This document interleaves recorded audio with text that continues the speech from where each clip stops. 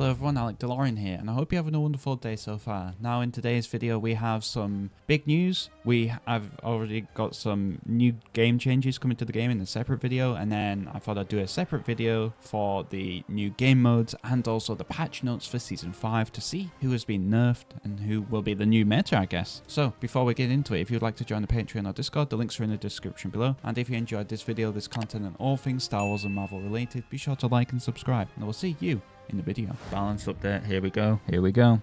Like last season, we have a list of balance changes we'd like to call out and our thinking as to why we've made these changes. First up, Imara Vex, fire rate. Faster fire rate decreased from 0.19 to 0.15. I think this is going to be the same as the PC, what was on the PC playtest. Weapon spread and recoil. Weapon spread is being decreased for the first set of shots, but it's increased overall. Okay, interesting. Weapon recoil increased by 10%. Right. So she's going to be easy to shoot at the beginning, but then it quickly falls off as the fire rate's faster, so you'll get that 10% isn't that much really. And then explosion damage, level 1 to 6 increased from 20 to 40. Maximum damage stays the same. Wow. The rocket was already really strong. Imara Vex is going to be absolutely exploding people. Developer note, here we go. Imara Vex deals solid consistent damage for long engagements, but her overall burst potential can be improved. Vex's weapon has been given a sizable fire rate buff, but is slightly harder to control if all ammunition is fired in a single set of shots. This makes her weapon more focused towards control, with quick burst of fire being the key to success. Alongside this, we have increased the splash damage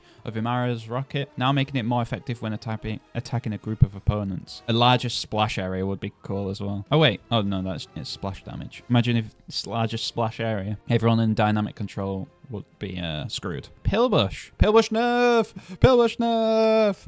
Health from 225 to 200. Okay, cool. Reload time increased from 1.25 seconds to 1.35. That's hardly any difference. Overload ability. Duration decreased from 5 seconds to 4.5 seconds to levels 3 to 6. Fire rate level 1 to 5 decreased from 15 to 10% fire rate increase, and level 6 decreased from 25 to 20. Wisty throw decreased from 50 to 40 and 60 to 50. I agree with this. Wisty, the slow is insanely crazy for slow characters to get out of. Developer note, Pilbush brings a lot of high-octane fun and chaos to the arena with her mobility and explosive damage. Her ability to fight up close and at a distance makes her extremely powerful, especially in combination with her overload ability, which we have reduced several minor aspects to her kit, bring her close to other hunters from the same class. Yeah, Pilbush definitely needed a nerf. She should have got it last season, or season 4, but never did. Finally we do. Hopefully it's enough. We'll have to just test that in game. Nox. Oh god, here we go. Oh, cool.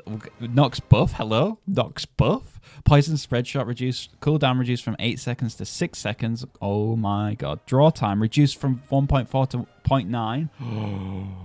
Level 6. It takes 0.7 to just get in. Oh my god, Nox is going to be so good. She's already really good anyway.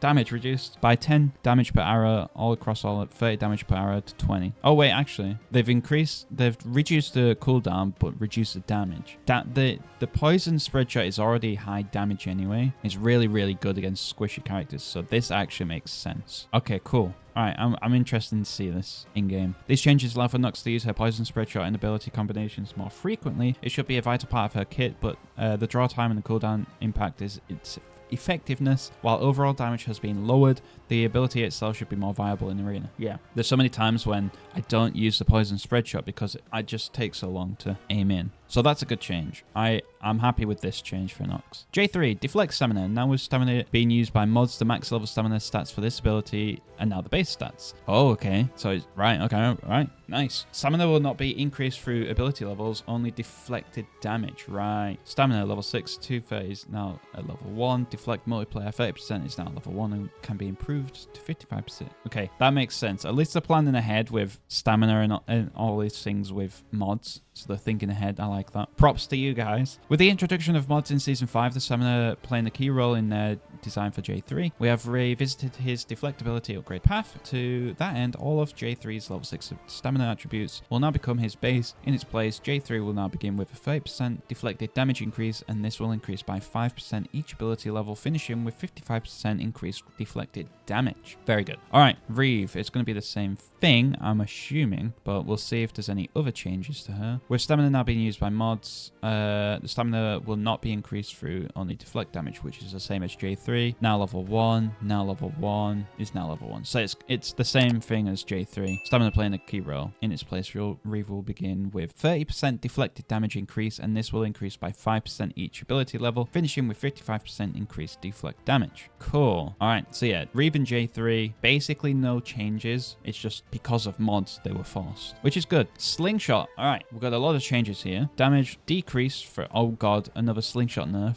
First, last season we had his primary weapon damage decrease, and now we're getting the rockets decrease. I mean, it's not much of a difference. That's per rocket, so if you're shooting like 6 rockets, then we'll see. Also, the explosive shield damage has been reduced. Oh god. Trick shot. Cooldown reduction from 6 to 5 seconds. Okay, I like that. Minimum damage now begins at 40 and eventually level up to 50. 50% of maximum damage. Duration 1 to 5. 1.5 seconds to 2. 1 seconds to 1.5. Well, I literally never charge him up ever, so that doesn't really apply. So yeah, another Slingshot nerf. Slingshot, my boy, my favorite tank. Back-to-back nerfs. He's the new Sentinel. Slingshot is a very effective tank with a mobility, survivability, and strong burst damage with Scatterboom and Trickshot. All of these abilities can be activated near instantaneously and can burst out a lot of damage hunters. These changes should bring Slingshot more in line with other tanks, while also allowing his Trickshot ability to be used more frequently for mobility purposes. Okay. Charr. Regen booster. Duration. Reduced from 2... Wait, we're getting it might be the same thing where...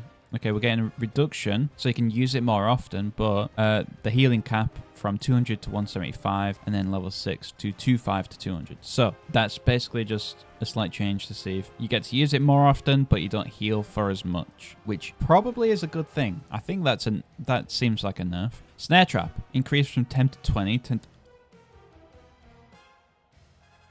We're getting a damage increase for Charr. Trap duration. Duration now scales from 2 seconds to 3 seconds to 1.75 seconds to 2.25 seconds over the 6 levels. Wow. Wow. Tether. Damage. Previously, this had no tick damage, but now deals 4 damage per tick when an enemy is tethered. Charr was already the best tank to have in every single game mode, and now Charr is getting a buff. Oh my god. Oh, wait, hold on. We're getting Glicken. Maybe this is to compensate because Glicken might be destroying tanks, so this might be to help deal with Glicken, maybe? I don't know. But oh my god, if you don't have Glicken on the other team, Charr is... Oh, Charr is, okay.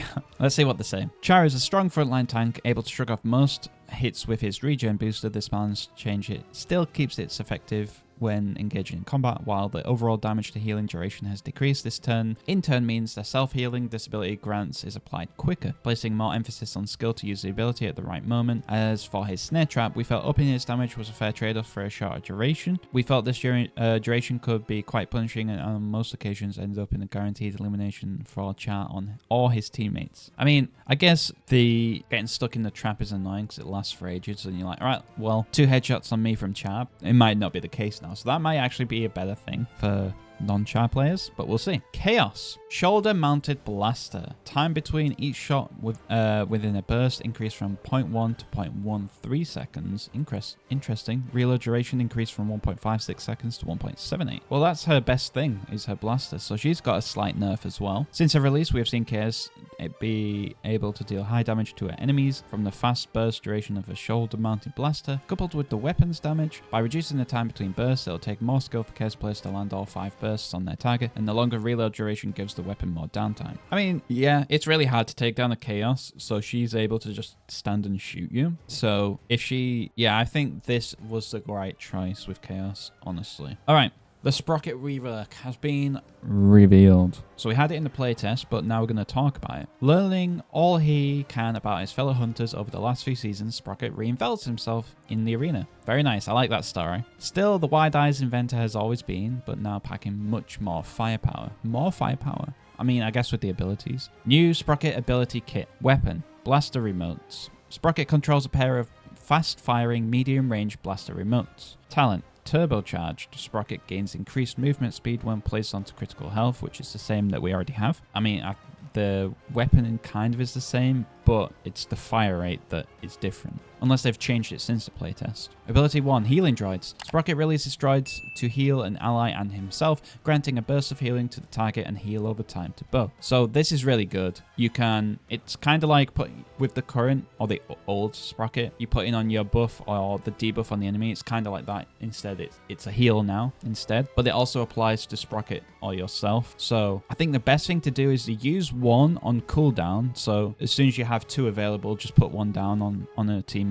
And then always save 1 for yourself in case you get jumped by like Rieve or Glicken or something. Because now that we don't have the big AoE heal, you can't just throw that down and be good with it. So I think the best way to play Sprocket now would be to always save 1 heal for yourself. Think of it as like you have 1 heal for yourself as an ability, and then the other heal is another ability, but you can only put it on your teammates. Think of it like that. Ability 2, Turret. Sprocket deploys a turret which automatically targets the nearest enemy. So now think of his ultimate from old Sprocket. Now it's changed to, it's a baby turret, and you just put it down on the ground and it just fires over time. So yeah, turret, and now we have ultra turret. So yeah, baby turret, ultra turret. Ultimate. Sprocket assembles a huge turret which fires explosive blaster bolts at enemies. So yeah, it's the same as in the playtest, where it's the same size as the old Sprocket ultimate, but instead of just firing, which is now the baby turret, this ultra turret fires explosive damage. It shoots the enemies. If it hits the enemy, it explodes on them, deals damage, and it does splash damage. So if you use it on dynamic control and they're all grouped up, you're going to be hitting all of them with your ultimate, which could